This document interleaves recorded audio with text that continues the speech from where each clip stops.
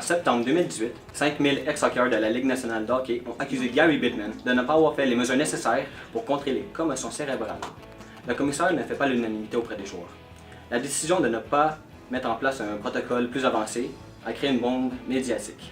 L'étape la plus difficile dans la rémission d'un athlète suite à une commotion cérébrale est d'accepter le fait qu'il ne peut s'entraîner puisque la commotion agit partout sur le corps. Souvent, un sportif en commotion va falloir qu'il arrête son sport pendant très longtemps.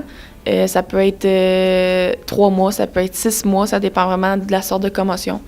Mais c'est vraiment ça qui est difficile, c'est d'accepter le fait que pour se rétablir, il faut que tu arrêtes complètement le sport. Chez les jeunes, une gestion saine des commotions cérébrales est d'autant plus importante. Alors que le cerveau est en plein développement, il est beaucoup plus facile de l'abîmer à long terme.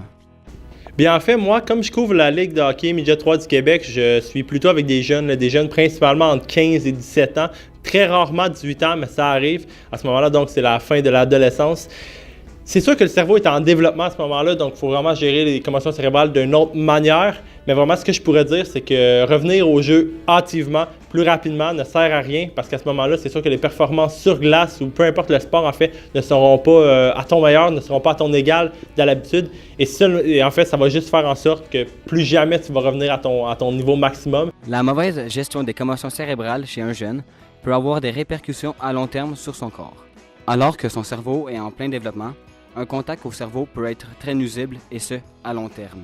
En fait, le jeune adulte, on va plus aller vers l'adolescence, où est-ce que les parties se développent du cerveau, donc autant biologique que physiologique. Où est-ce que l'humain grandit, c'est vraiment important par toutes les notions, où est-ce que c'est là qu'on commence à développer, dans le fond, la mémoire encore plus et tout. Donc, si une partie du cerveau est touchée à ce moment-là, c'est souvent, on va dire que les jeunes vont récupérer moins vite qu'un adulte à l'âge avancé, par exemple, que lui, s'il y a une commotion cérébrale, il va récupérer plus vite car son cerveau est déjà complet. Selon une étude, les 4 sports les plus à risque de subir une commotion cérébrale sont la boxe, le hockey, le rugby ainsi que le football. Dans les faits, le sujet des commotions cérébrales est très au sérieux pour la santé des athlètes. Malheureusement, il n'y a pas beaucoup de services qui sont offerts par le gouvernement en ce qui concerne les blessures sportives. William Leblanc, Cégep de la Naudière, à Terrebonne.